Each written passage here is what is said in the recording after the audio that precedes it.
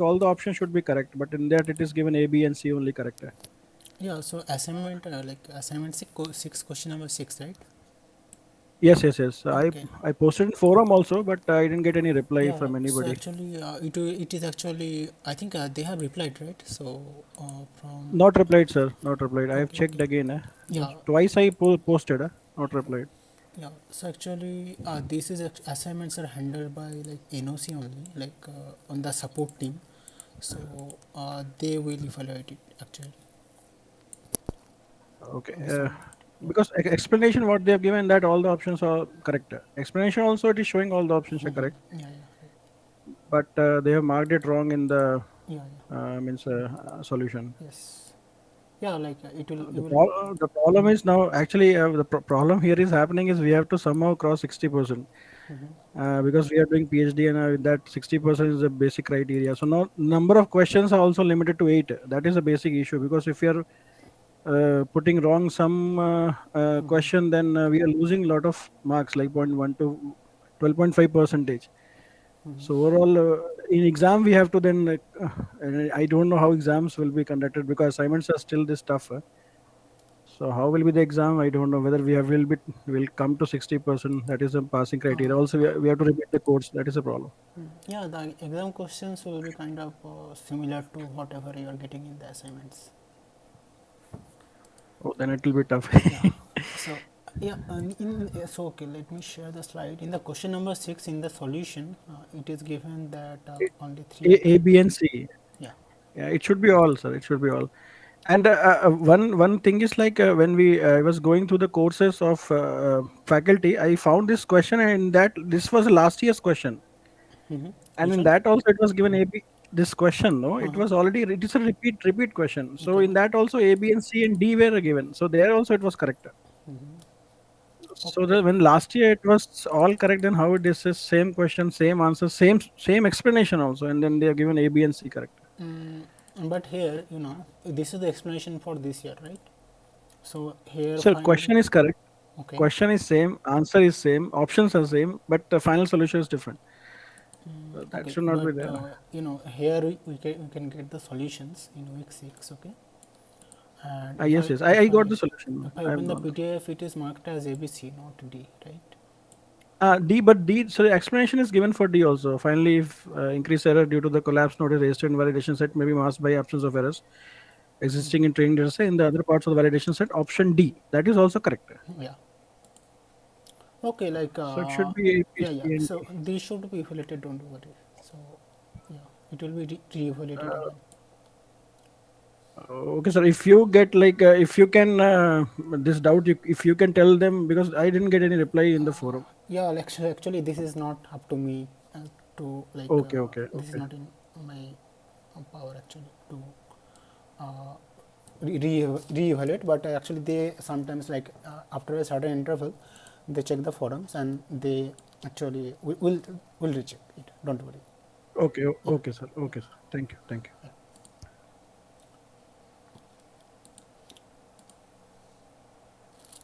So is my screen visible? Yes, sir. It's Okay. visible. Okay. So today we will discuss a few sample problems of week 7, which is mainly on evaluation, how to evaluate.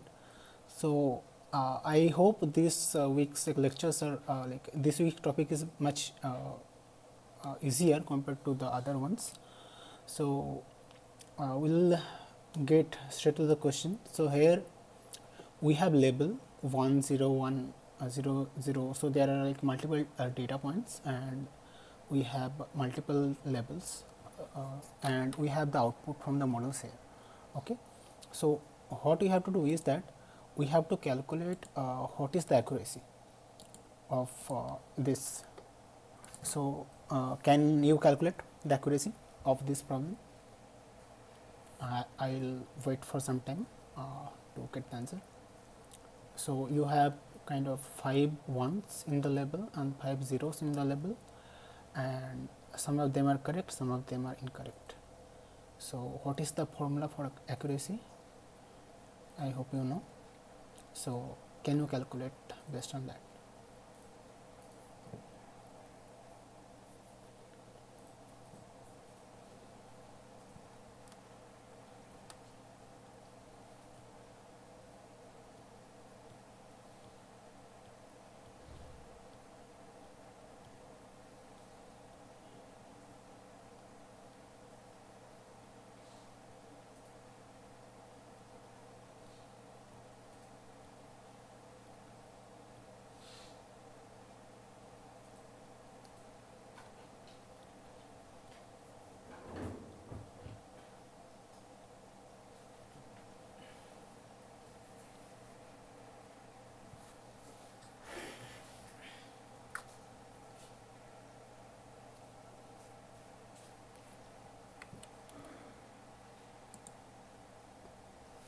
Any answers?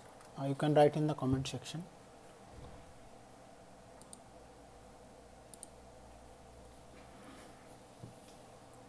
Point 0.5. I don't Yeah, know. 0.5. So, anyone else want to mention anything else?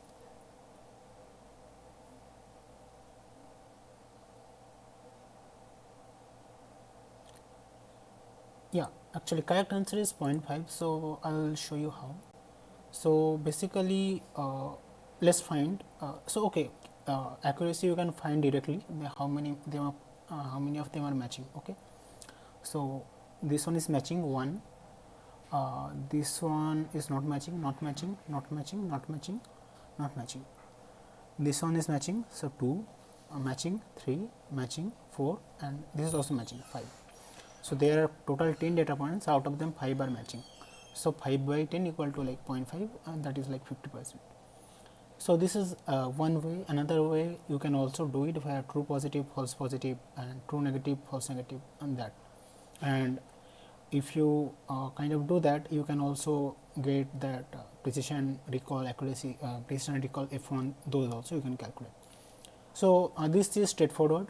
This is one way. Another way we will also try to find true positive, false positive in those, so that we can also calculate the recall, and because you know the questions are uh, precision recall and F score also. So true positive, how many of them are true positive? True positive means level is 1, like and output is also 1. So how many of them are there?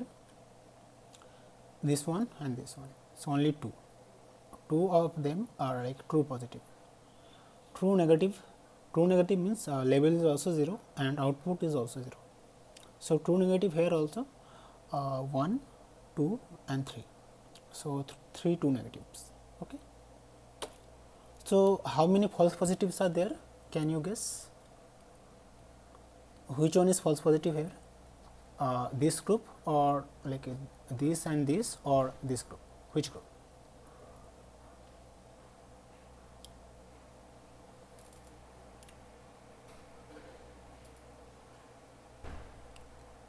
So false positive means out. Two, Uh, two, like which one? 20101. Yes, yes. Madam. So actually, false positive means the model is predicting positive, but the prediction is false. Okay. So here the model is predicting 1, but the prediction is false. So it is like 2.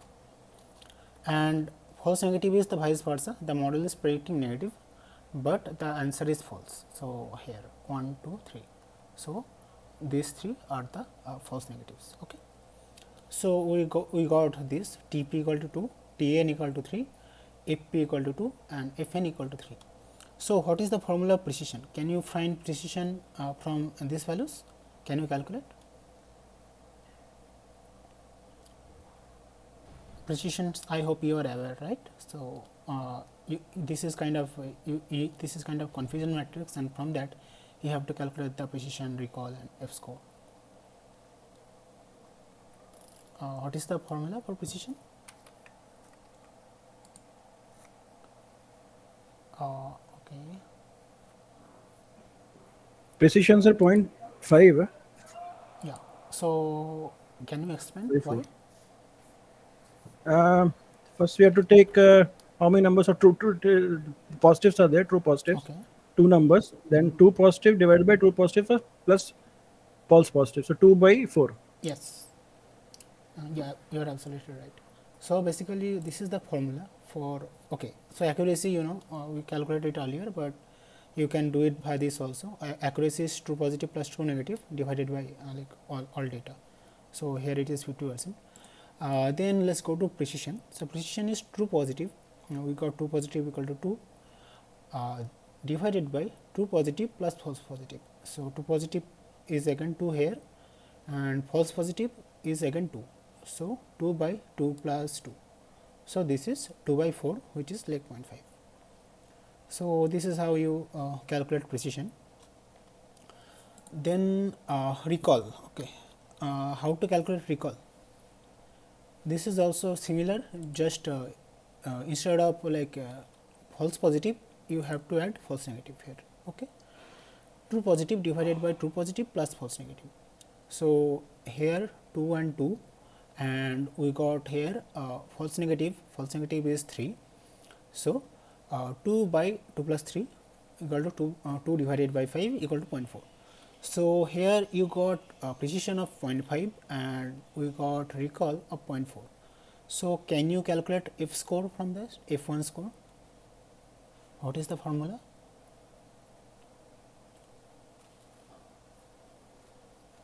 Two into precision into recall divided by precision plus recall, right?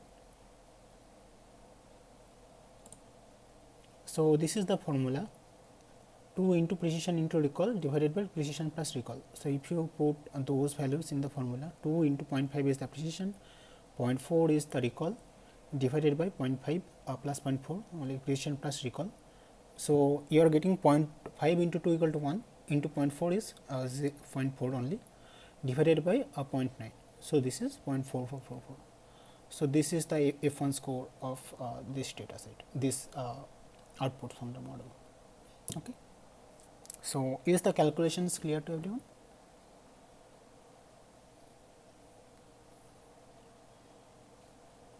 Yeah. Okay. If you have any doubts at any point, you can like interrupt and ask. Okay. Okay. I'm moving on to the next question then. What is bootstrapping in the context of ML? So there are 4 options and you have to choose only one option. First option is a technique to improve model training speed. So do we use bootstrapping to improve model training speed?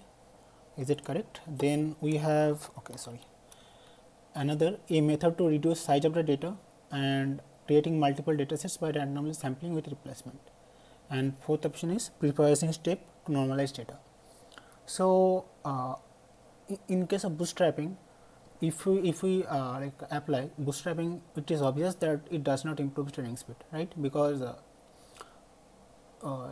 training speed, it is not at all improving. Like it will take similar or more time. Okay, then again, if we are bootstrapping, it will not at all reduce size of the data. Okay, and this is the only correct answer, that in the bootstrapping we are creating multiple data sets and we are randomly sampling with replacement. So with replacement means consider like this. So I think you all know, but I suppose you have a bucket and you have a red balls and green balls.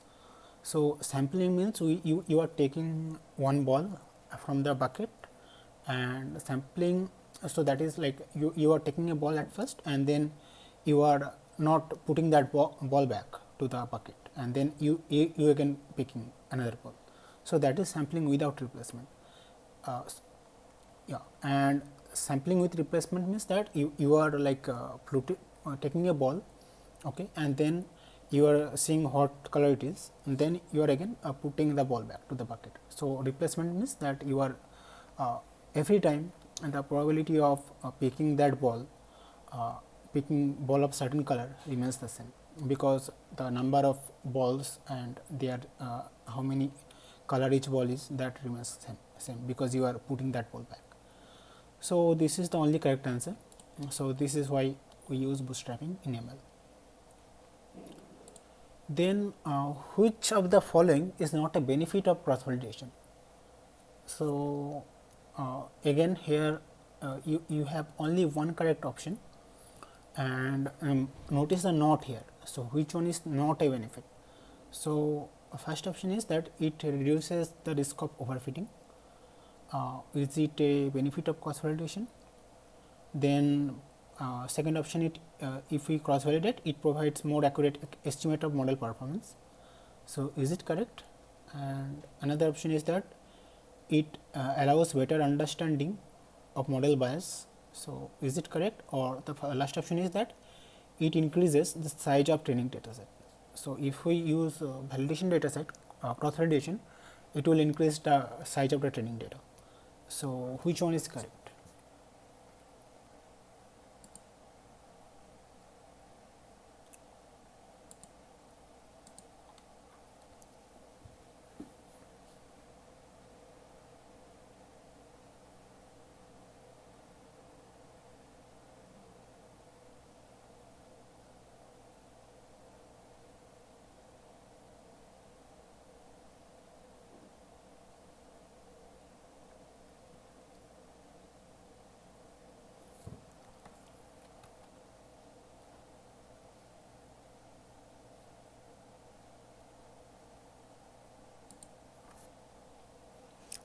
We got multiple answers. One is D, another one is C.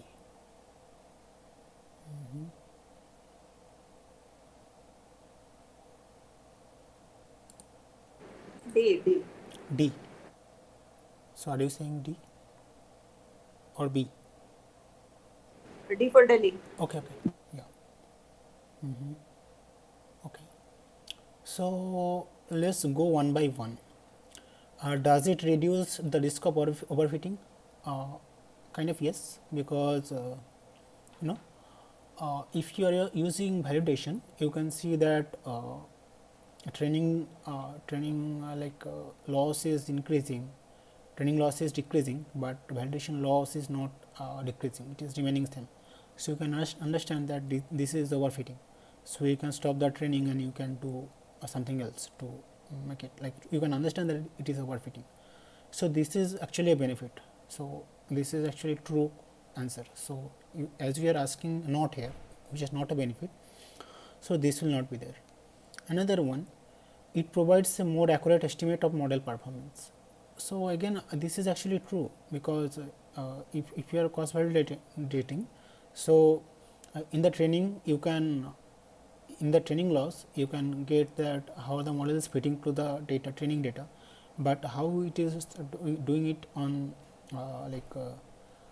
validation data. So if you perform cross validation, you can estimate that it is yeah, it is overfitting, maybe it is doing great on the training data, but it is not doing well on the validation. So again this answer is also true. So that is why, as we are saying not a benefit, it will is not a correct answer. It allows for better understanding of model bias. Again this is also true, because you know uh, it is like if the model is biased, okay, if the model has high bias, then you can understand with cross validation that it is not in some cases it is validation loss is very high. In those cases you can understand. So again this is a benefit, not a benefit, not true that it is not a benefit. But fourth one, increases the size of the training data set. This is not true, because in case of cross validation you are kind of splitting the data into training and validation set, and it does not increase the true size of the training data. So this is not really a benefit of cross validation. Okay. Next question. Bagging is an ensemble method that has 4 options. So first option is focuses on boosting the performance of a single weak learner. So basically what we are saying is that we have a single weak model, and we are trying to increase the performance, and that is what bagging does. Another one is that train multiple models sequentially. So we have multiple models which are trained independently, sorry, like one after another, and then in each of the model, like it kind of tries to learn the mistake from the previous. So we have one model, then we have another model. So we are saying that second model will learn from the mistake of the first one, third model will learn from the mistake of the second one, like that. So is it bagging? Another one is that it combines prediction of multiple models to improve accuracy. So we are saying that we have 1, 2, 3, 4 maybe models, and we are combining the outputs, combining their prediction to say to make a final decision. Okay. And then another one is that it utilizes a community of diverse model for prediction. So basically we are saying that we have multiple models, and multiple models are good at multiple things, and we are basically taking their vote and deciding that which one is best, this kind of thing. Here there's only one correct answer. So only one correct answer is there. Okay, then I think it can be D, right? Yeah, Because it D, can again be. D for the. Yes. So in this case, this is not at all bagging. Again, this is also multiple models. It doesn't yeah, it takes multiple models, but it doesn't. It is actually done sequentially. So this is the basic fundamental working principle of bagging, that there will be multiple models one by one after another, and each one will like second one will learn from the first one, third one will learn from the like mistakes of second one. So that is not bagging. That is other thing, no? What is that? Boosting. What you're telling about that is boosting, no? Oh yeah, yeah, yeah, Sequentially means it is boosting. yeah, Yeah, yeah, right. boosting is the one which is serial. Yeah, yeah, right. So answer should be C. Yes, right. Should Bagging be is C. parallel. Right. Sorry, yeah, right. So that is boosting actually. Yeah, and bagging is basically if we have multiple models and we are basically taking prediction of all of them and we are trying to basically decide upon that. So yeah, that is the bagging, right? Parallel, in parallel. Yes. Yeah. Bagging works in parallel, right? Yes. So Yes. I think answer should be C. Yes. C. Yes. Yes. Answer is the C. You're right. Yeah. So this is boosting and this is bagging. Okay.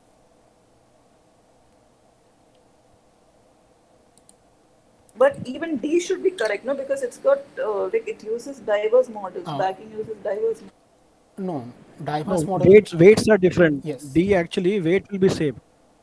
Uh, So B bagging weights will be different. D if you're taking the same weight 1/m, that is what sir taught. Yes, yes. So Then it basically, is committee in of the multiple. committee of diverse model, you have multiple models, and you are taking kind of majority vote. Like all of them are considered equal. Okay. Like even suppose you have one model for classifying, say, let's say healthcare domain, and another model for other domains. But suppose this model is saying it is not a, like the person is healthy. Those models are not saying it is not healthy, even though this model is kind of expert in this domain. As others are saying it is not, then like by majority voting, their decision will be final. But in case of like bagging, you have kind of weighted average of their predictions. So as this model is kind of expert in this, so it will have kind of higher priority. This kind of thing will be there. Okay.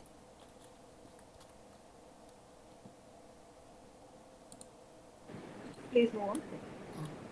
Can you repeat? I said please move on. Yeah. Yes, please. Yeah.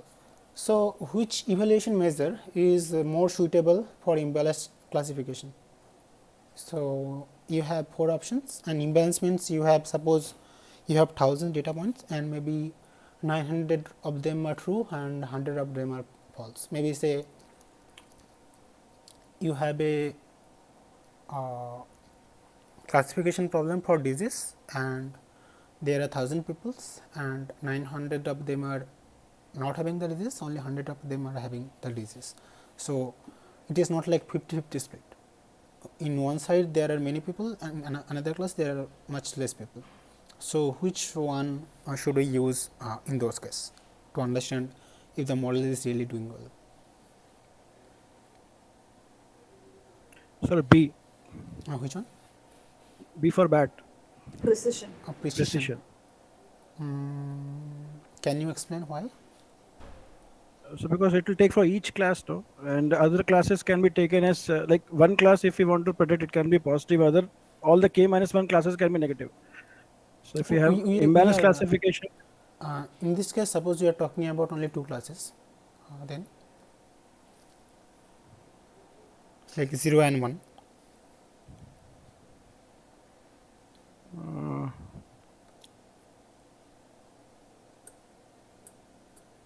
So suppose yeah, in this example, so you have 1000 people, okay, and 900 of them are let's say not, like 900 of them are healthy and 100 of them are not healthy, okay. So let's say the model is predicting only one person as a not healthy person, right? Like suppose, let's say, okay, let's make a slide.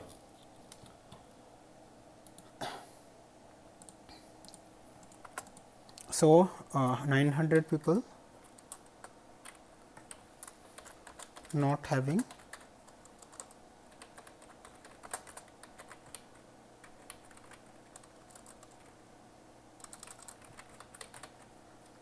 we are seeing this as a level 1, level 0, okay. and 100% they are saying that they do not have the disease. Okay.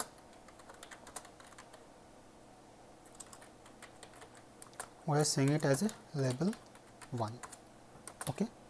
So, what is the formula for precision? True positive divided by true positive plus false positive, right? Yes. Yeah. So, suppose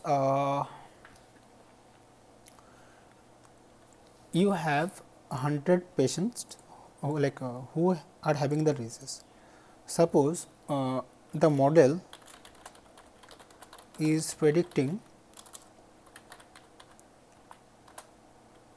only 5% as positive. Positive means having the disease. Okay. So, and suppose all of them are correct.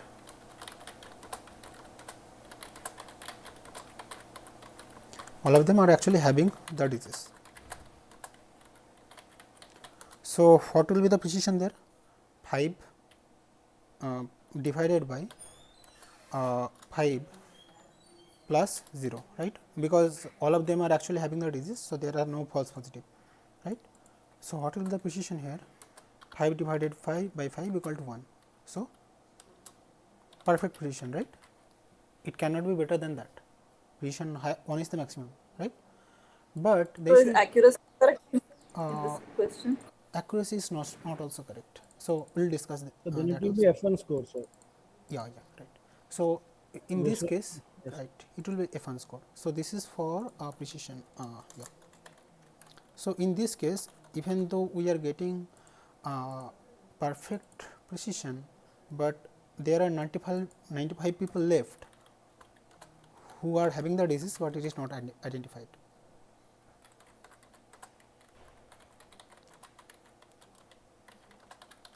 These are false negatives, no? Yeah. So, this is the drawback of using precision. Let us do it for accuracy, same thing, but for accuracy. Okay. So, if you are taking the accuracy, we have 900 people here, we have 100 people here, and accuracy is proportion of correctly classified, right. So, in this case, suppose we have a model that always gives 0.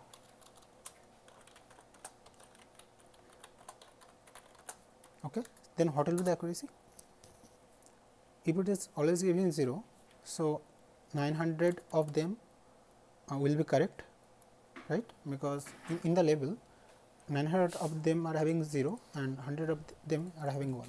So, if you are giving all 0 to all of them, 900 of them will be correct, right, and total there are 1000 people. So, what is the percentage? 90 percentage. So, this is a very high accuracy. We will consider that yeah, like we will consider that the model is doing great, but model is not doing anything at all. It has left this many people without any it is just saying same thing to everything, to every data. So, this is also not correct. So, accuracy precision is not correct. Then we have mean squared error. This is actually used for generally for regression. So, this will not be valid at all for like imbalance classification problem. So, the only option which is correct is F1. So, if you go by the explanation, so it can be misleading due to dominance of majority class. So, suppose here we talked about 90% negative and 5% positive, but here like in the example I have shown 95% negative and 5% positive, but anyway. So, if a model predicting all negative, all 0, then it will achieve 95% accuracy, right. So, which is very high. We in case of 95% accuracy, we will consider that this is a very good model, but that is not really the case here. So, this is not really suitable. Precision again we have like discussed with example. So, F1 is the correct because it balances precision and recall. So, in the precision and recall uh, as you have shown in this example, we are seeing that here we are getting perfect precision, but we are getting much false negatives which are not considered here, and false negative is considered in the recall, right. So again, if we consider recall only, then false positive will not be considered, so that is also not very reliable. So if we only consider recall F1, which is a combination of both the precision and recall, What then is the only formula for uh, which one? what is the formula for one? F1 is yeah, Formula for yes. So F1 formula is this. So 2 into precision into recall divided by precision plus recall. This is the formula for F1 score.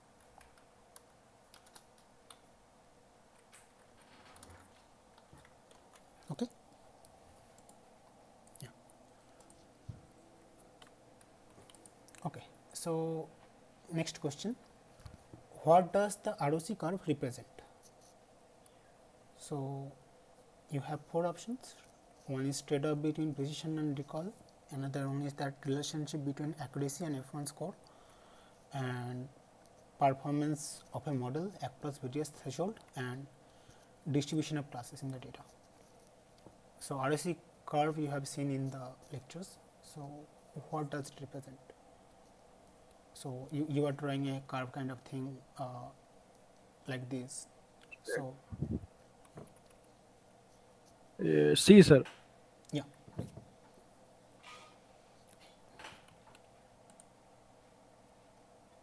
Yeah.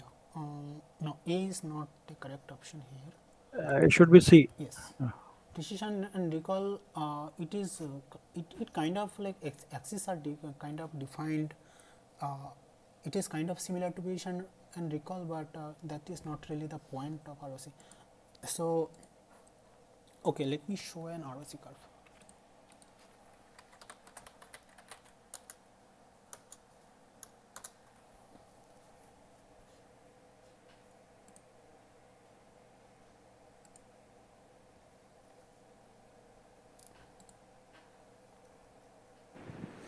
Okay. it has true positive rate on the y-axis and false positive rate on the x-axis. That is Yes. what was shown in the video. Yes. So consider it like this. Suppose you have a logistic regression model. Okay.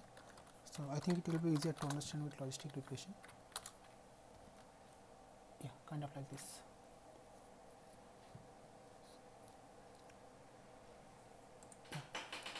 So suppose you are having this model, okay, and generally what happens, we say that uh, if the prediction is more than 0.5, then it is 1. If the prediction is less than 0.5, it is 0, right? But we can also do some other way. We can also say more than 0.9 is 1 and less than 0.9 is 0, like that. Okay.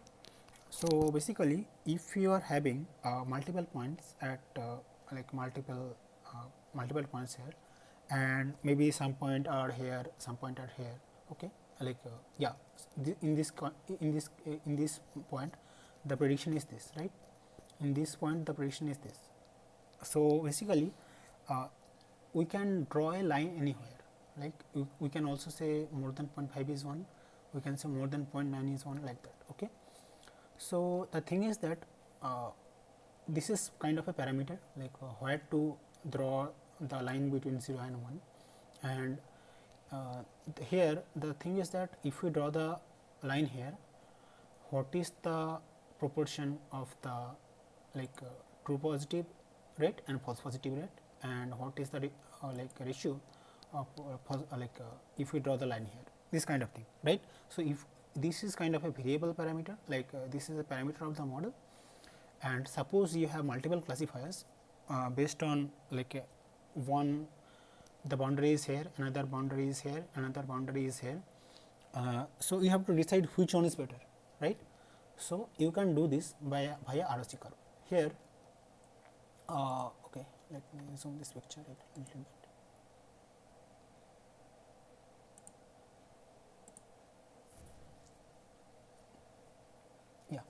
So suppose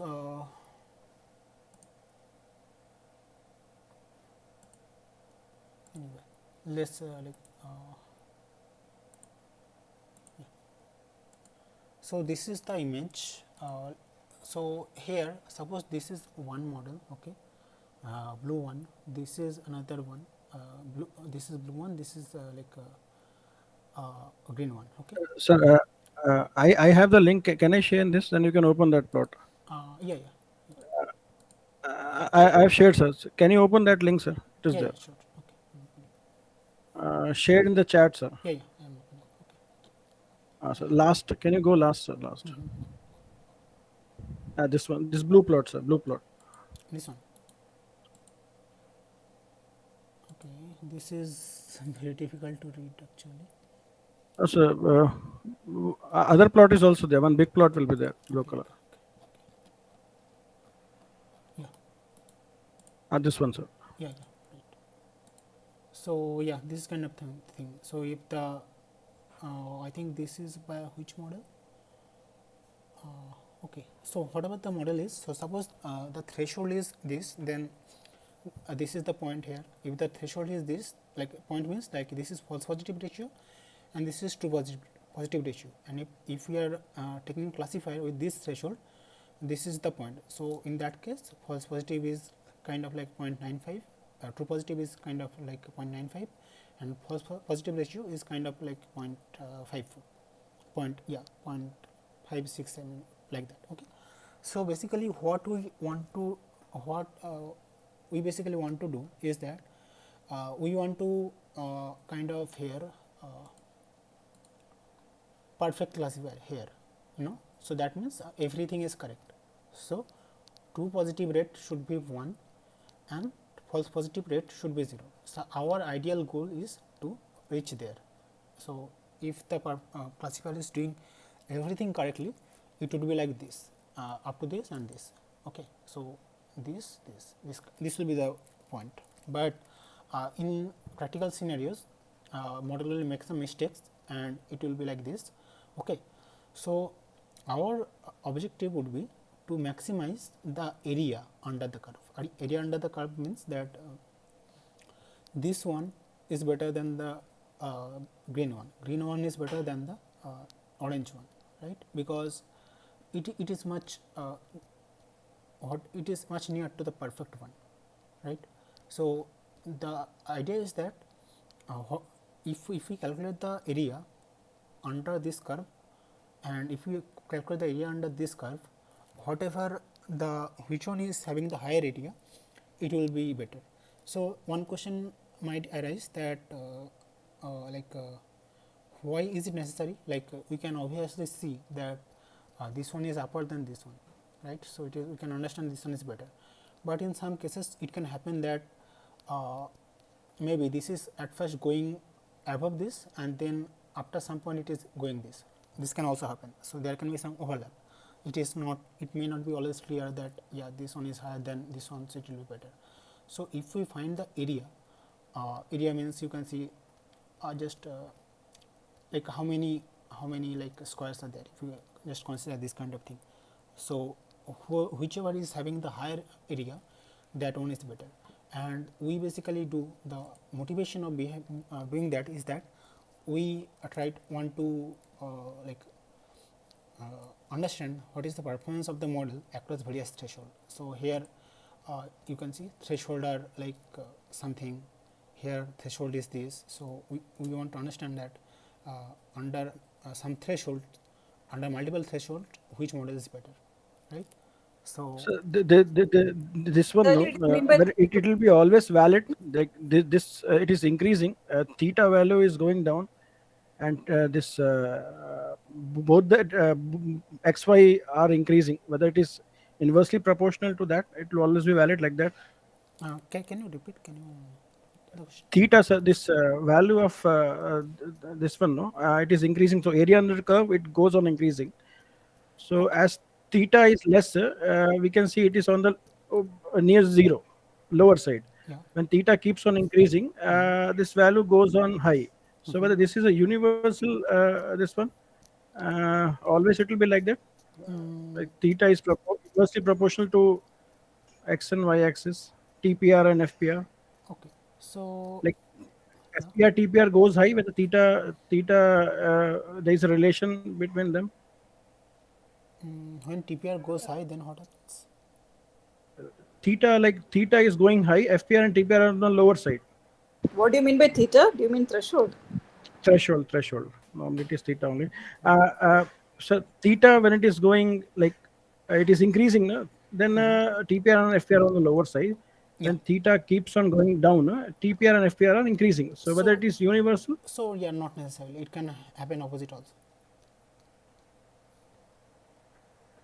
So so suppose depends upon the. yeah. So suppose if you just flip the class, suppose 0 and 1, it will be opposite, right? Can you just explain what's the meaning of threshold? Threshold is the Threshold point is like, for. say, suppose in the logistic regression, if we are if we are saying that but more than point 0.1 is class 1 and less than point 0.1 is class 0, in that case point 0.1 is the threshold here, the dividing point Okay, between okay. those. Yeah. Right. Sir, in this same example, no, means in that same site, if you go back, no, they have given a particular relation with TPR, FPR, and this theta. Okay. Uh, Go.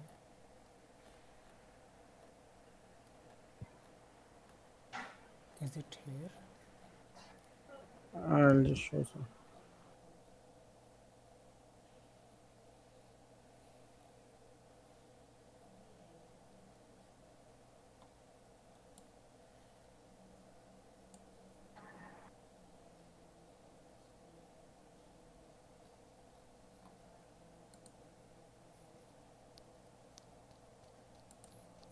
So I'll share sir, that. I'll share.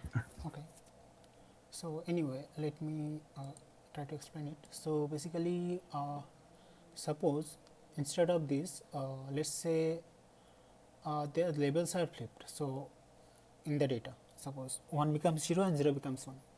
So in that case, if we have threshold equal to point 007, it will have much more say true positive rate than this one.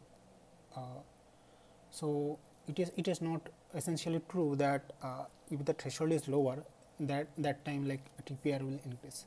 It can be the reverse also, based on the situation, the data you are having.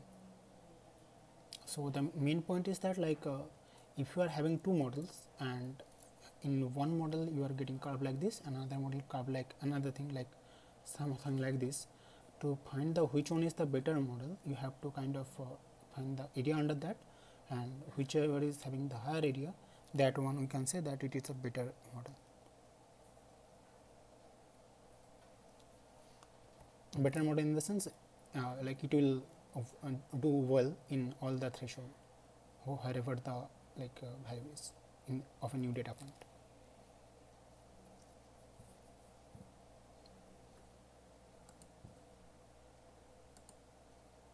So yeah, you try to find the whatever you are trying to show there. Uh, for for this moment, I'll move on to the next question. Okay, then maybe we can come back to it later. Okay, so here the main objective of the ROC curve is that it tries to like compare performance of the model on various threshold. Okay, then which ensemble method involves training multiple model in such a way that each model corrects the error of the previous model. Boosting. Boosting. Okay. Is it boosting? Oh no, stacking or boosting? No, boosting only. It Boosting. is boosting only, sir. I have shared the link, sir. Can I Okay. just? Yeah. After this question, we'll go to that. Okay. Okay, sir.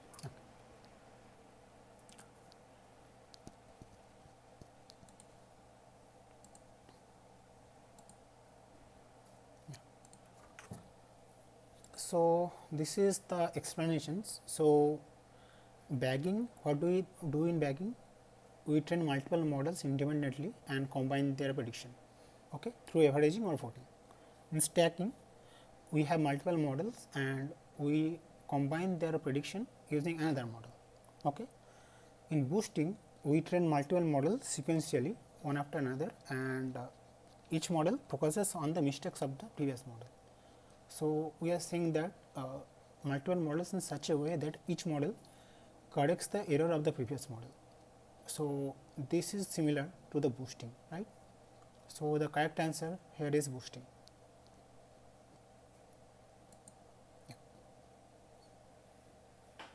So, committee machines is also not correct, because here multiple models are actually trained independently, not sequentially, and their outputs are combined. Okay. And here only we are training them sequentially, and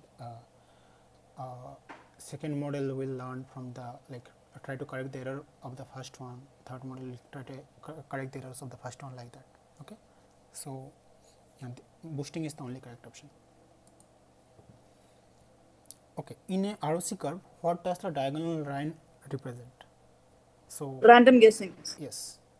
So, basically what happens in ROC is that okay. So, here if the line is like this, so that means true positive rate is same as the false positive rate.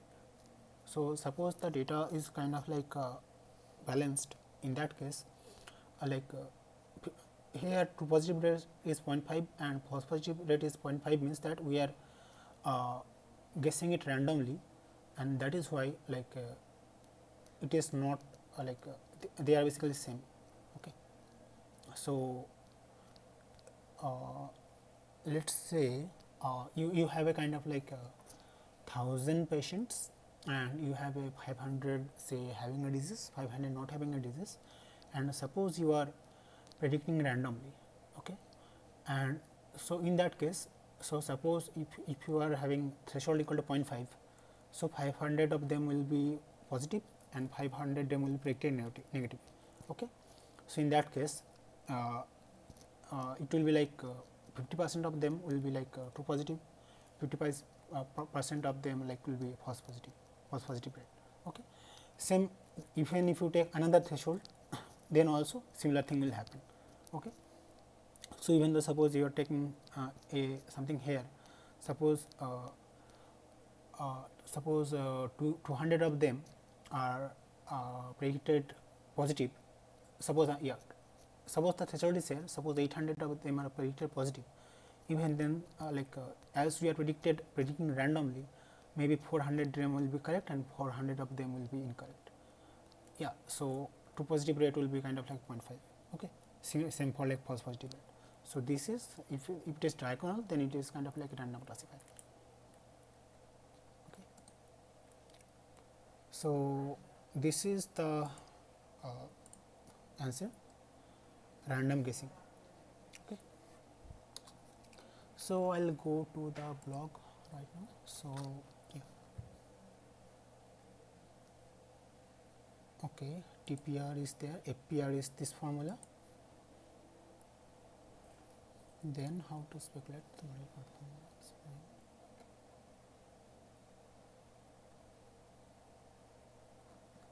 Okay, so Sir, yeah.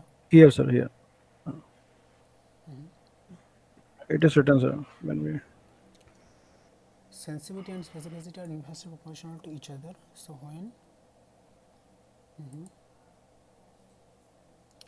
when you decrease the threshold, we get more positive values, that it increases the sensitivity.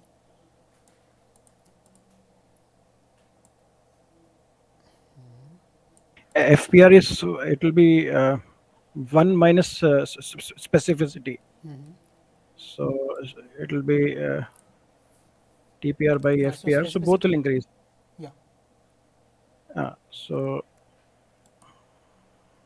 So, if you increase threshold, okay, so yeah, if we increase the threshold, then we will get more positive values. So, okay, yeah, decrease the threshold. Yeah, so suppose you are considering the logistic regression model here. Suppose you are suppose initially the threshold was here. Okay, so if you are making the threshold here, few points will be like few more points will be 1, predicted 1. okay, then um, we get more positive values, thus it increases the sensitivity, okay, and decreases the specificity, right. So specificity decreases because uh, suppose let's say here, let's take another example maybe. No, okay, it's fine. So suppose you are making the threshold here, then many more points uh, will be go to class 1. This is the class 1, so many more points will be going to class 1, and if many more points are going to class 1, then what will happen, some of them will be wrongly predicted, right. So that is why we are losing specificity, okay. So this is correct. Then when you increase the threshold, okay, we get more negative values, fine, and we get higher specificity, lower sensitivity, this is also correct. So here suppose uh, we are drawing the line here, suppose more than this is 1 and less than this is 1, this is 0. So in this case more point will be predicted as 0, and many of them will be wrong because we are choosing very high value of, say, high threshold here. So that is also correct. So then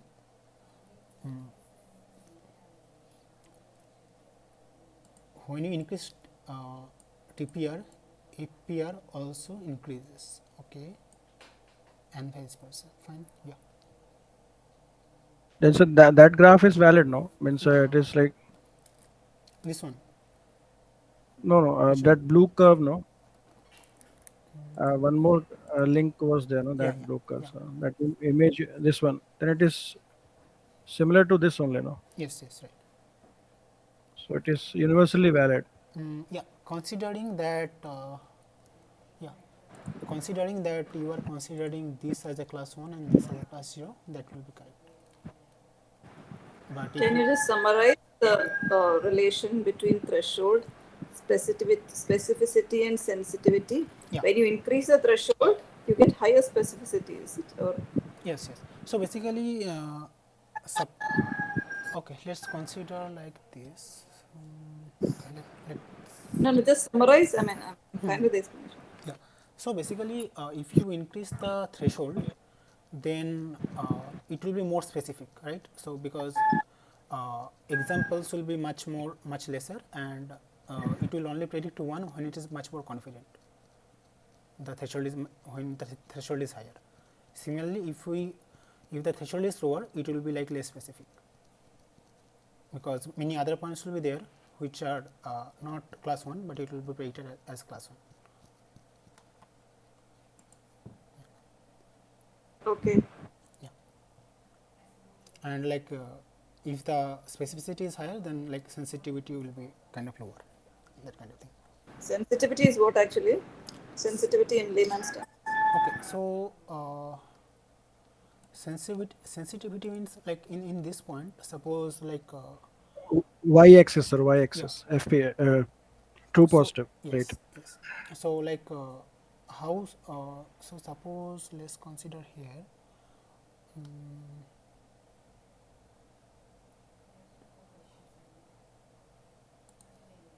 Yeah, here you can see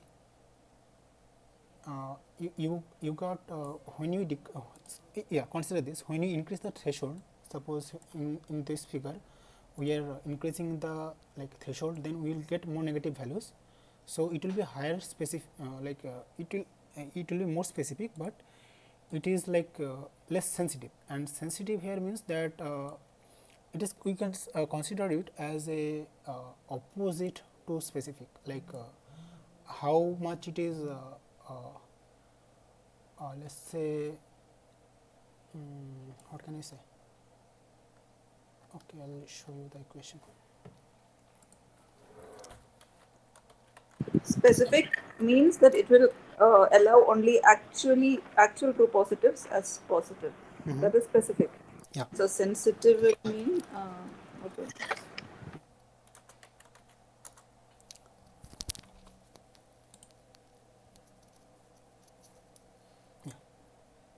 so specificity means like okay,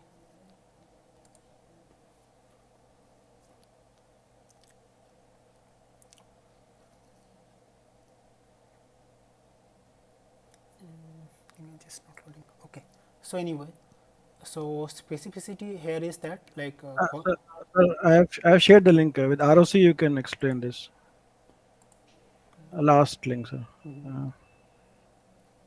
Uh,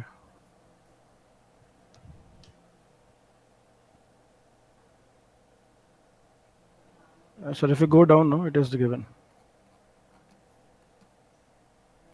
This one, sir. okay, this one, No, sir. That graph was there, no. okay, yeah, yeah, Uh, this one. this one, this one.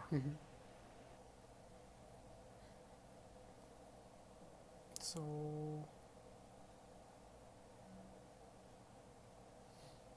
sensitivity, Sensitivity is the same as recall, I suppose, isn't it? It's the same Yes, formula yes, as recall. yes, yes. It is equivalent to two positive, right? TPR. yeah, specificity is kind of similar to the you know uh, let's say it is related to precision.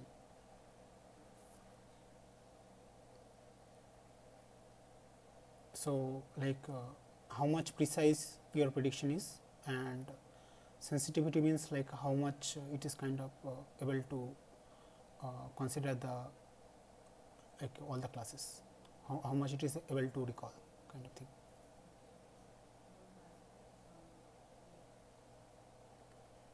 Okay, so we can move on. Yeah,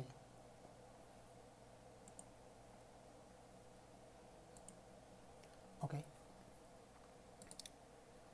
Yeah, so this is suppose you are having a k-fold class validation.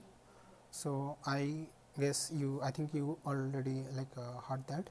So in k-fold class validation, you basically uh, divide the data into multiple parts, multiple folds, and use them. So basically, the question is that how do we do it? So first is that we randomly shuffle the data and divide them into k equal parts. Then one part is used for testing, and the remaining one k minus 1 part are used for training. So this is one option.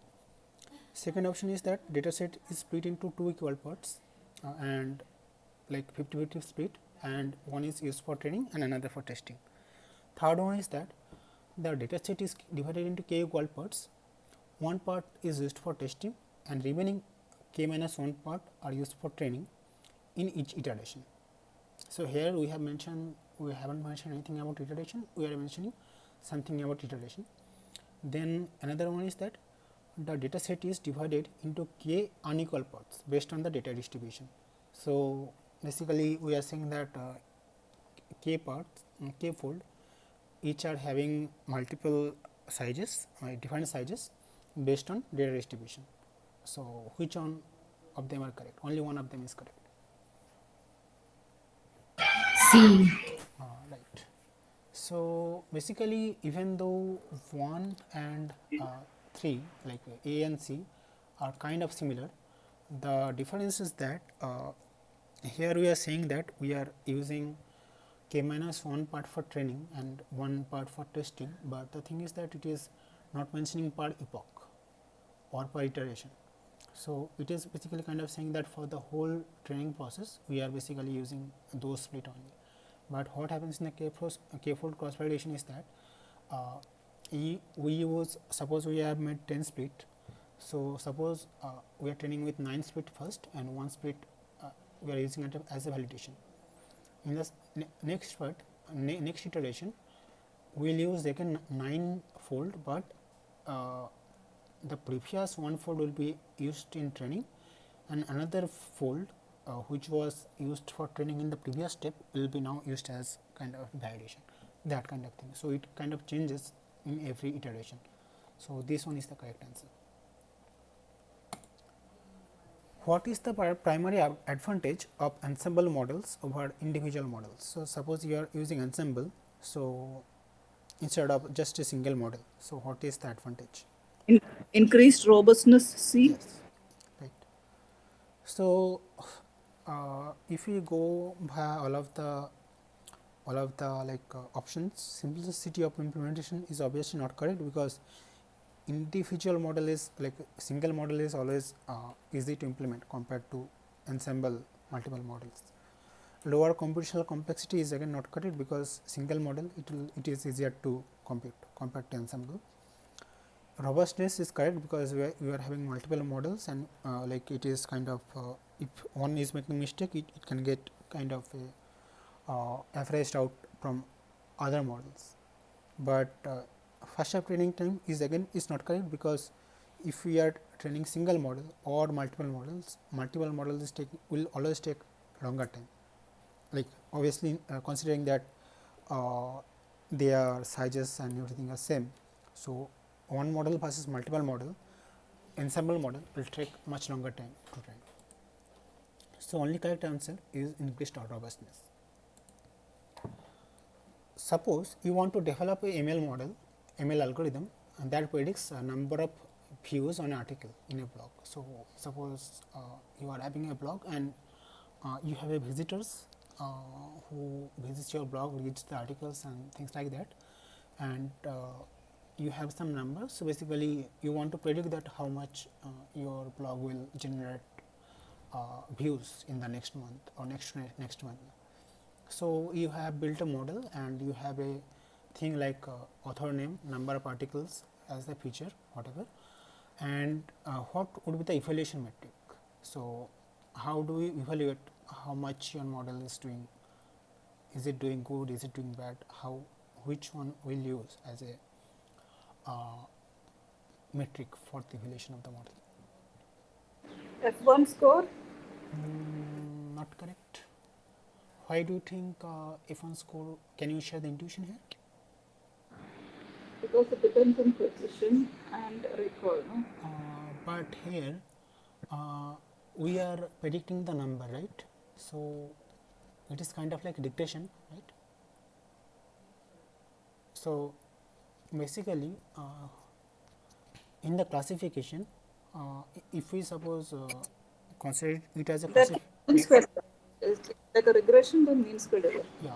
So yeah, right. So mean square error, but why should we consider it as a regression and not classification?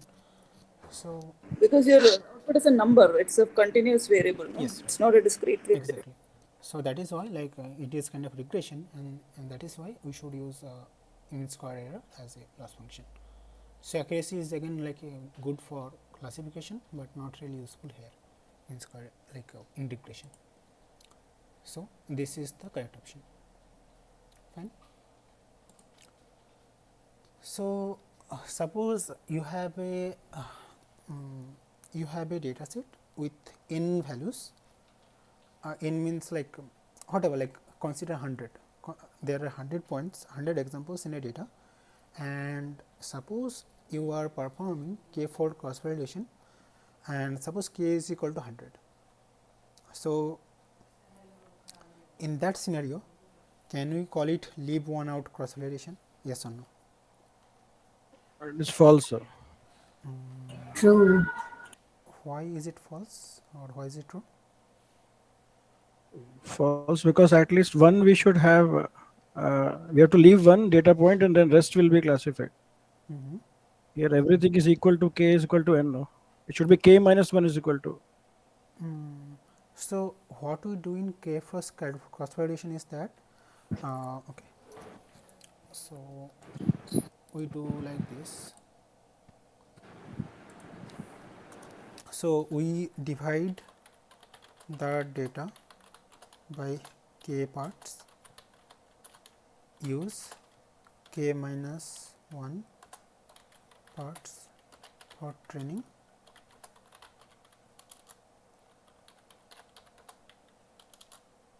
one part for validation, right? Yes. So in this case, if k equal to n, so that means we are using k minus 1 part as training and only one part for validation. So can we say this as a leave one out? So this is only leave one out, no, sir. Maybe my understanding is wrong. Then Yeah, you can try to explain. So this is actually like a k-fold, okay? K minus 1 part for training and 1 part for validation. this is for like k fold, and for like leave one out cross validation, we use a 1 for validation and n minus 1 for training. So, in leave one out, we use when we have very less amount of data, we only take 1 for validation and rest of the data in minus 1 data we use for training. So, when k equal to n, are they equivalent, this one and this one, first and second?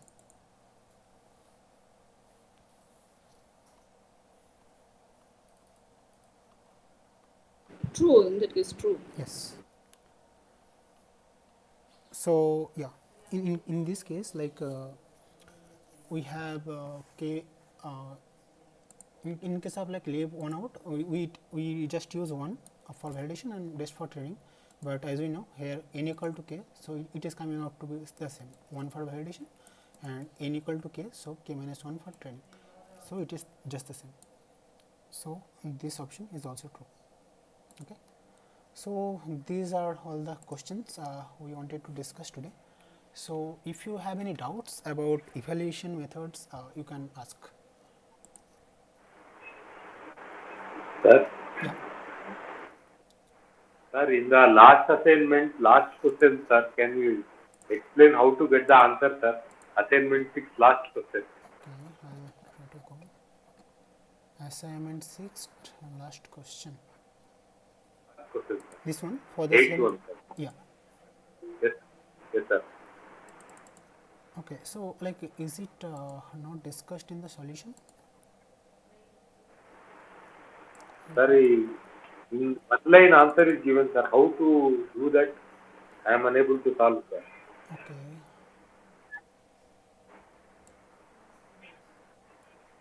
For the same dataset, suppose we decide to construct a decision tree using binary split and genuine impurity index. Okay.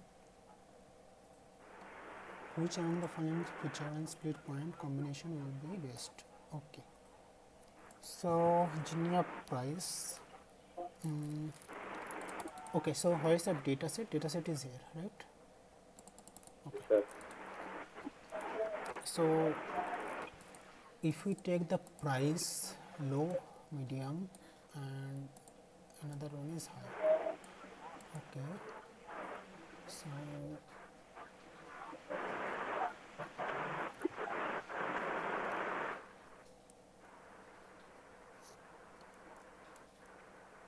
okay, so we have 4 low, 4 medium, and 3 high. Okay. So, Yes, here, sir. yeah, here low and medium, so total 8 divided by high, like divided by all of them, low, medium, and high, Yes, sir. so it by 11. Okay. 11. And okay,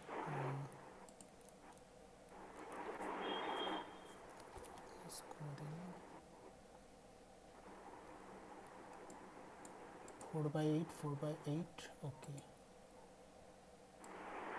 So, this one 3 by 11, 3 by 11 is for like a high. A high is like Okay, sir. 3, and this is like low plus high plus medium 11. Then 2 into 4 by 8, 4 by 8. So, in case of low medium, low and medium are these rows. Okay. There are 4 yes and 4 no, sir. What?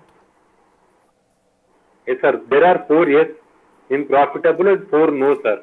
Yeah. So, if we just consider these parts only, there are Yes, 4 sir. yes and 4 no. So,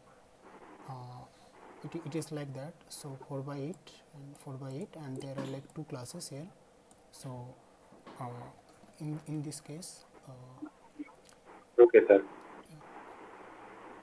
similarly here 3 by 11, 2 by 3 and 1 by 3. 2 by 3 because we have 2 yes here and Yes, sir. 1 no here. So 2 by 3 and 1 by 3, and yeah. So if you calculate that, the value will come out to be this, and this. So basically, Okay. what we have to find is that you have to find the minimum. Okay, so that is why this will Okay. be correct. Yeah.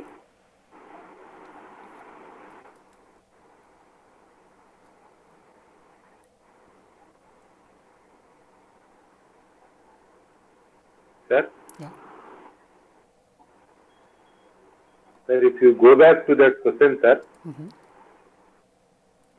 Yeah.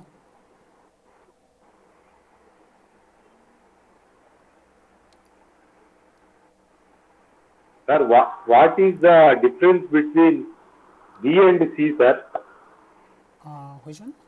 D and C. Question, sir. Maintenance, high, medium, low, uh, how to differentiate, sir? Okay, so maintenance, so in one side we have high and another side we have medium Yes, and low, and here in this side yes, we have high and medium, and this side we have low. So yes, sir.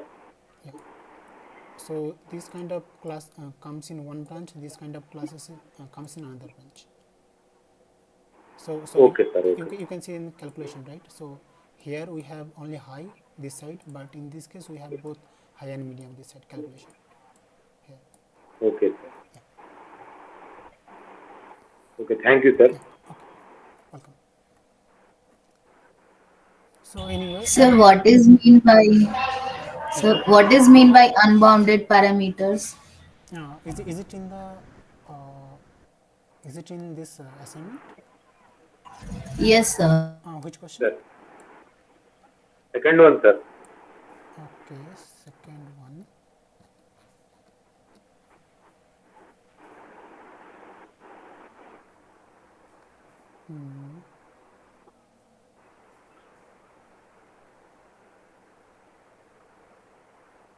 Okay, what are the following properties of a decision tree? High bias, high variance, lack of smoothness, prediction surfaces, unbounded parameter set. So here it means that in the decision tree, you can have any number of parameters. Like suppose like you can have you can take as many number of parameters you want as to the classify to perform the classification. I mean to say that suppose here uh, you have this table, and from that you have to calculate the like calculate the tree. You have to like build the tree. So unbounded parameters means that you can use as many as branches as you want, as many as you can use it. You can create more branches here, more branches here, as much as you want to classify it. See, Can suppose you please explain? okay. Can you please explain these two concepts of greedy approach to build a decision tree, and second one is reduced error pruning? Okay, so I guess that is discussed in the this one, right? It is not very clear actually from the video lectures, and also okay. Then can you just solve this problem given in this particular assignment for reduced error pruning? Which one is the problem? Can you? Yeah, I think. Okay, let me If you can just let me just scroll, scroll. let me just show you some example.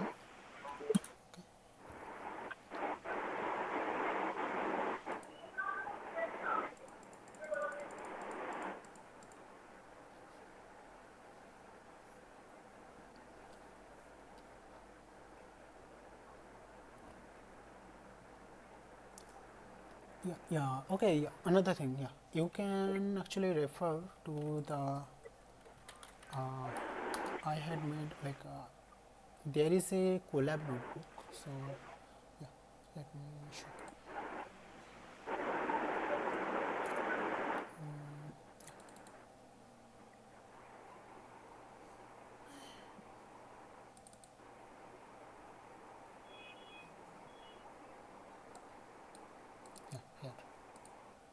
So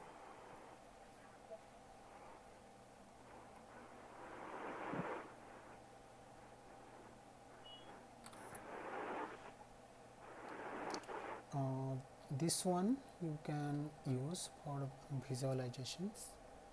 Okay, so how they are getting kind of splitted, what is the Gini values and things like that, you can use that anyway. So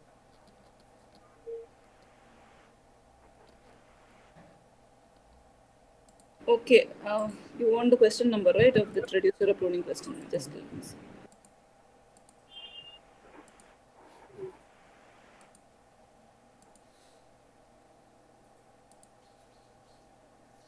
yeah, we can show it from here also. I think it will be easier to show it from here.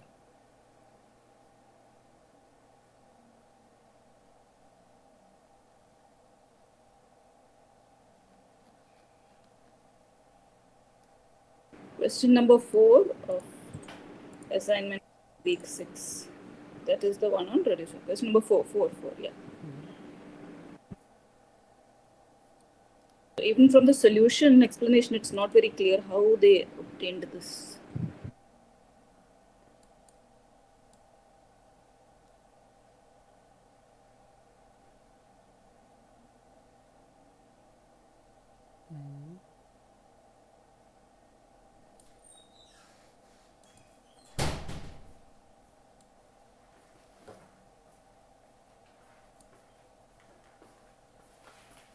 Okay, so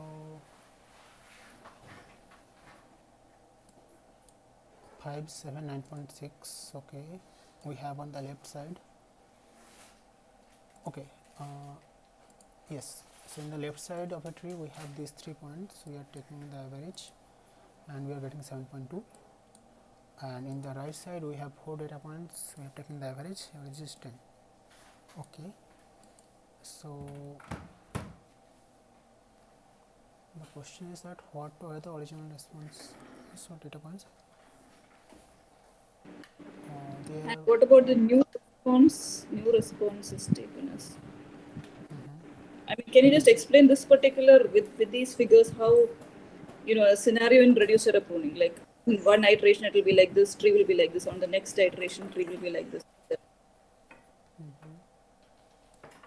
1 minute. So what is the new response after collapsing the node?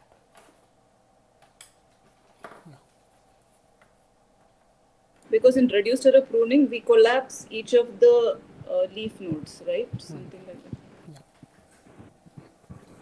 that. We collapse each of the parent of the leaf nodes so that the leaves are absorbed into that parent. Yes, something like that, right? This kind of thing. So here, Can you just draw? yeah, I'm trying.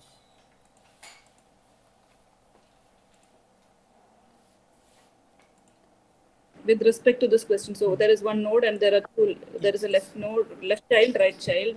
Values they're given. So just draw that and show with the values given.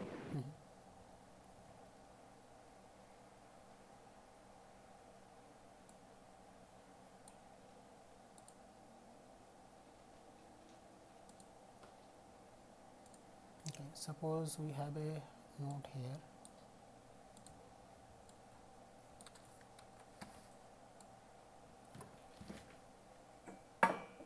And in the left we have 3 points, in the right we have 4 points.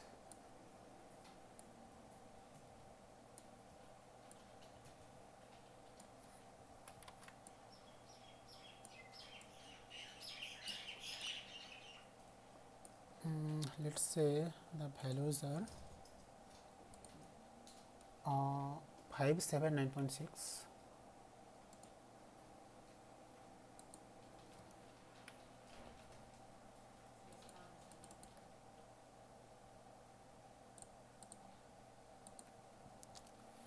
5,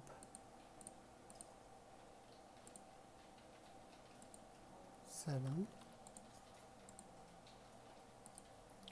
9.6 and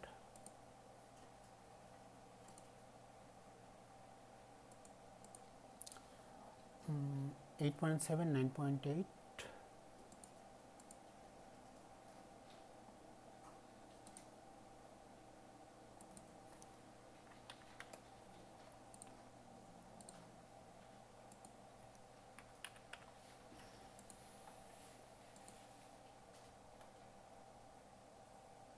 10.5, 11.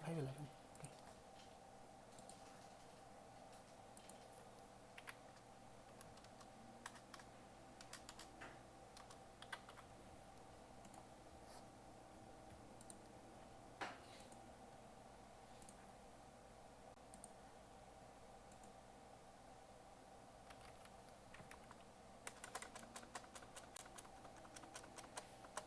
Okay. Okay, so we have 3 here and 4 here. So basically, what we will do at first, we will take the average of this, and then we will take weighted average of those. So suppose if you are taking average of this, what would be that? Equal to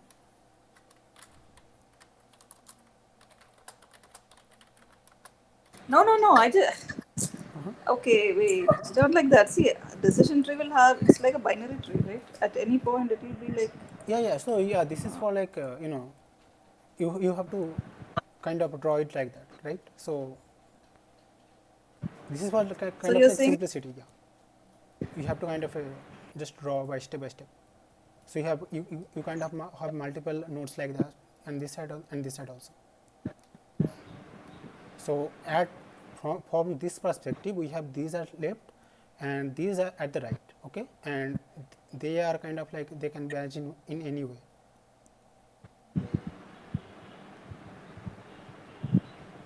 Right? I thought that.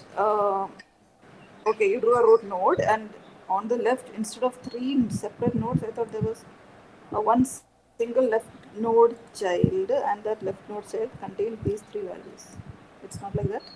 Yeah, it is. It is. So actually, if you did the question here, so you have a decision tree, and you select a node to collapse, which is kind of this node,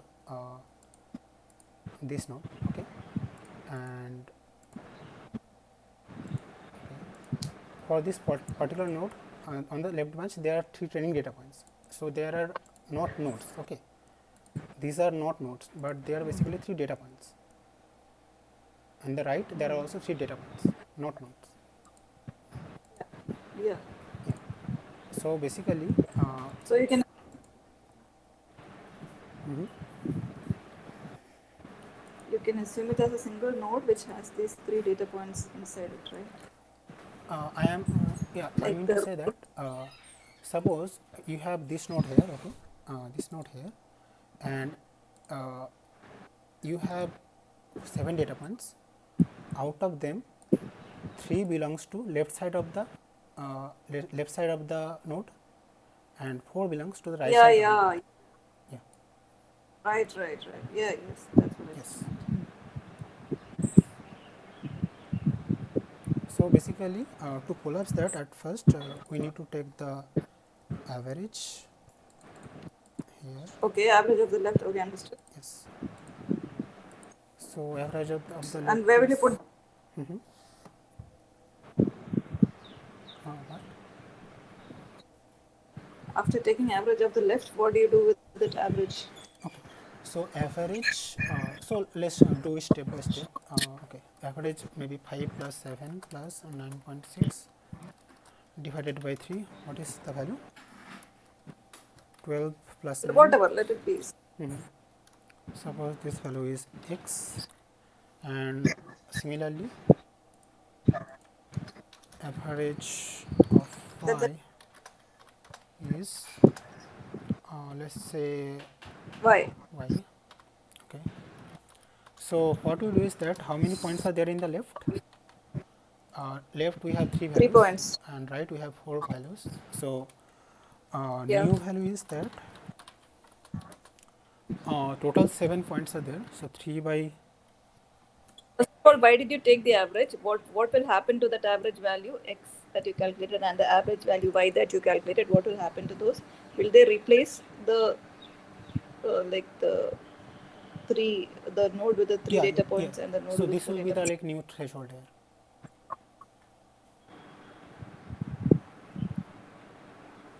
What will be the new threshold there? Yes.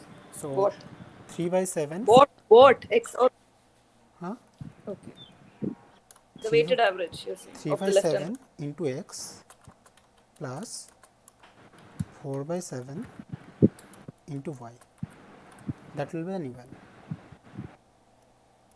because there That will are, be the value of the root yes, node. And the left and right children will disappear. disappear. But I'm asking you, what happens to the x and the y before this step, before you collapse? X and y will be what? X will come instead of those 3 nodes, and y will come instead of those 4 nodes. Is it so? Can you repeat? X will come instead of these 3 nodes. Yeah, Uh-huh. because the question is, can you just go back to the question? Yeah, sure. Question number 4, can you just show me? Yeah. Yeah. What were the original responses for data points along the 2 branches? Okay, that means original means Yeah. initially it was that, and then it was split into these. Yes.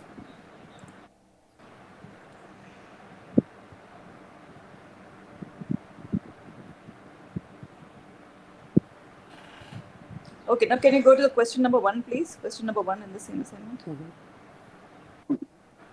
Here, can you tell me, given this truth table, A, B, C, Y, and 4 rows of 4 rows, values for it, how do you construct optimal decision tree using a greedy approach? So we have 2 A values and 2 T values. Okay.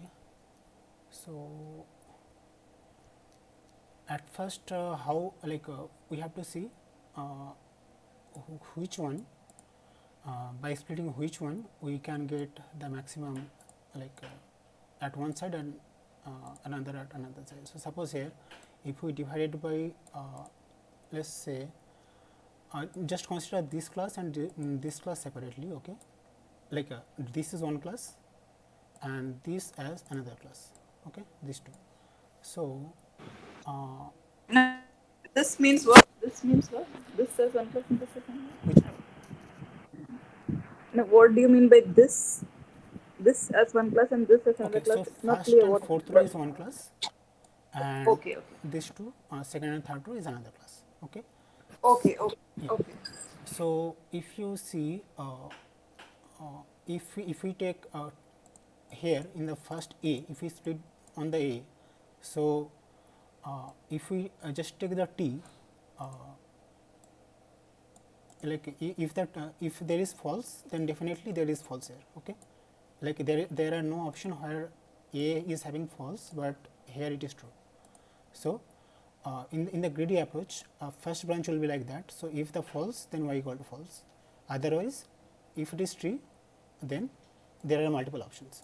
So, But A is not the correct answer. A is not the final answer. okay, no, I am saying that the first branch will be A. So at first it will be divided by A. I am not saying that A is the correct answer. So I am saying that this part is correct. This part, okay. Y equal to F. Left is F, and then y equal to F. This part is correct. Okay. Then let's then forget about this one. We have these 3 remaining now. Okay. So how to split it? Okay. So A is, all of them are true. So we won't bother about this. So it won't change the decision here. So let's focus on these 3. These 3 columns and these 3 row. Okay. So in this case, what will be the, like, what can be the distinguishing function, distinguishing value of a column that will definitely predict, that can definitely make a final decision. So if you see here, okay, let me see it once. T, then it is F, and T, it is true. Okay, so basically I mean to say that based on which node you can make a conclusive decision here. So in case of C, suppose if it is true, you cannot make any conclusive decision, because it will be like, it can be true, it can be false also. But if you take the this one C, if it is false, then it is, you can say it is definitely true, like output. So if it is C, you can definitely if C is false, then you can say that it is true, right? C is false, then you can say it is true, it is false. No, if C is false, then it is y equal to written as false. So this is not correct. If C equal to false, then you can say it is true, right? So here, if C equal to false, you can say it is true. So this one is correct, and if C is true, then you can say you cannot yet decide, okay? And then let's go to the B. If B is false, so A is A condition we have already solved earlier. Then if B is false, then we can definitely say it is true. So if B is false and C is false, if B is false and okay, 1 minute. So okay, if B is false and C is false, okay, B is false, C is false, then we can say false, okay. B is false, C is true, then we can say y equal to true, okay. B is false, C is true, we can say true, okay. So basically here at first just wait a minute, I am checking it.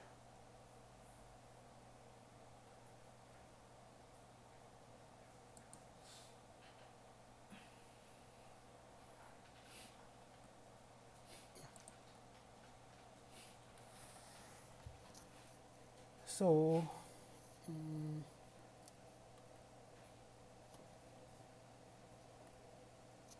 okay, so yeah, it is actually okay, I forgot the, I thought it was A here, so that is why I thought this one is wrong.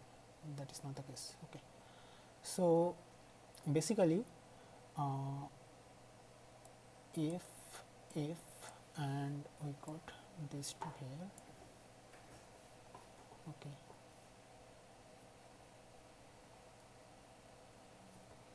So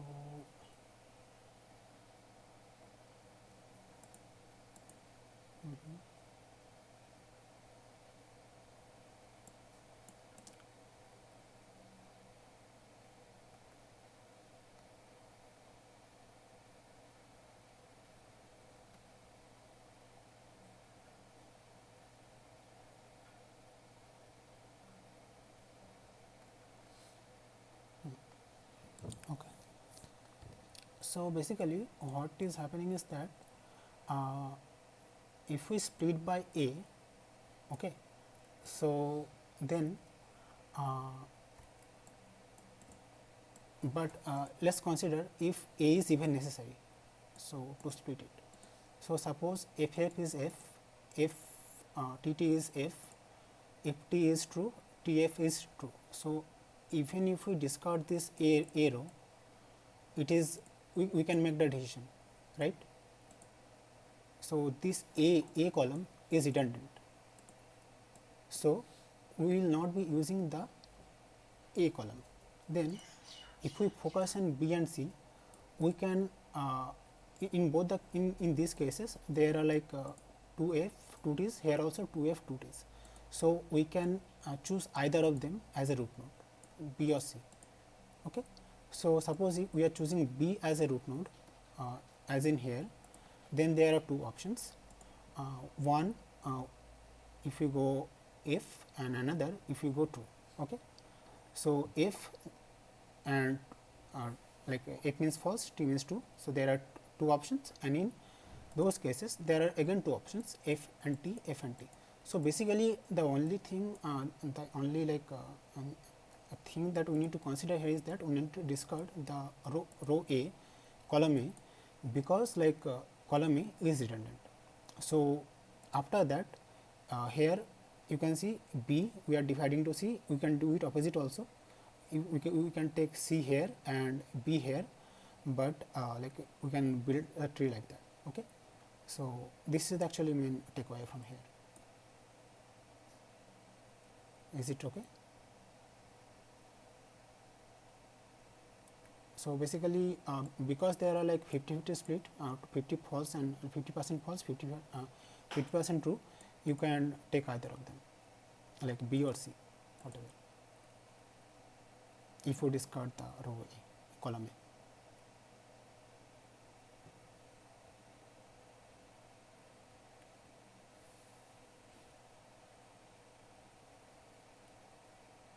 But like if Sir, in exam, if we get like questions like this, then what is the simple way to analyze?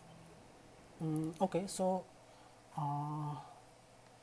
suppose there are uh, four uh, four four examples here.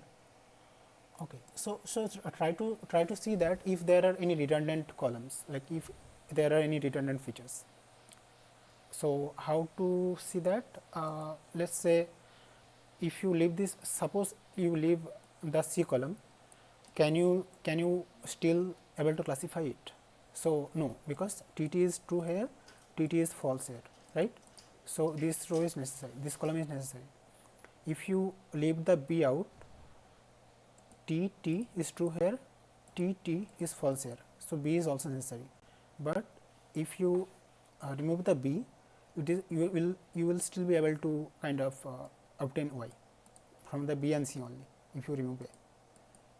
So this is how you have to check it. And after that you have to suppose let's for a moment consider that A was necessary. Then in that case we have to split via A only, because three of them, like we can get by false, we can for sure shot we will get false here. So but as the A is redundant here, we have to split by like consider B or C as a root node.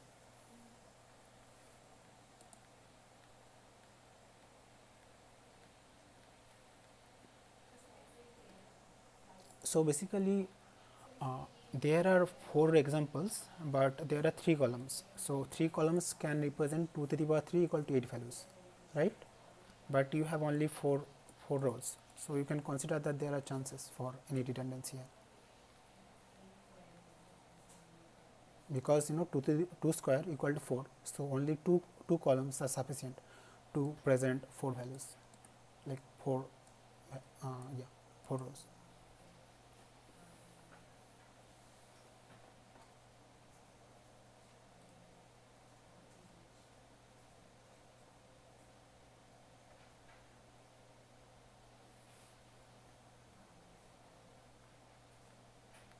How the tree is drawn, sir? Option number C.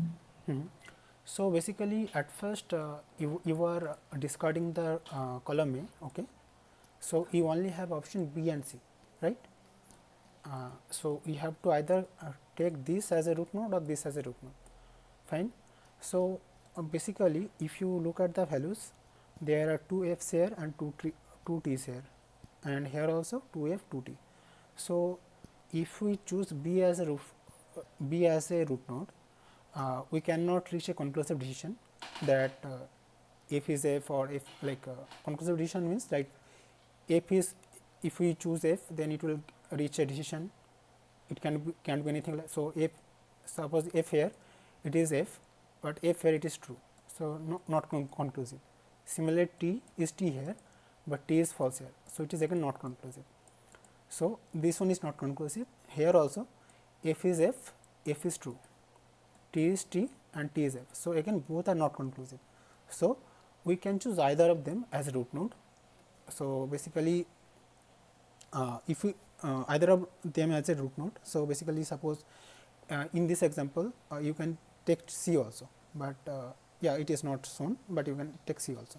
After taking that, suppose you are obtaining this, you have taken F as one side, T as one side, and you are still unable to conclude. So in the F again we have two options, F and T, okay. So in the F, if we just consider this two row, because this 2 is having F at the B, so again we have two options, F in the C, in the C you have F and you have T. So if it is F here, you can conclusively say it is f. If it is t here, you can conclusively say that this is t. So, in this here you are drawing f here, and if it is f, we can definitely say it is f. The final answer is f. So, we are saying y equal to f. Similarly, y equal to t. Same case we are applying for here. Y, we are taking a branch in the right. You are after that. So, whenever there are true here, true is here and here. So, again we are calculating this, and if it is f, we can definitely say it is true. So, we are drawing the branch here. So, this is how you draw, but again you can do the opposite also. So, here C and here B, and in that case you have to kind of adjust the true and false accordingly, but that is also correct.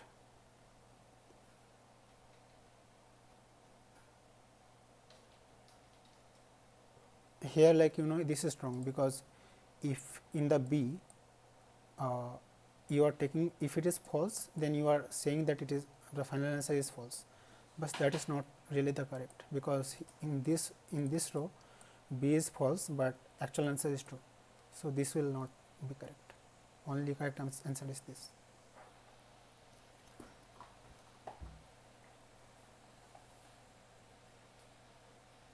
Is it clear? Okay, sir. Thank you. Thank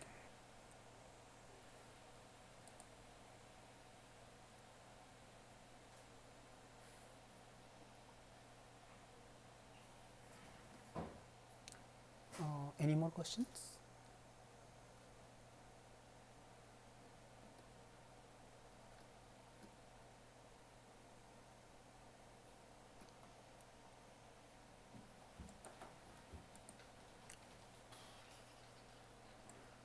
Okay, then I will end the session.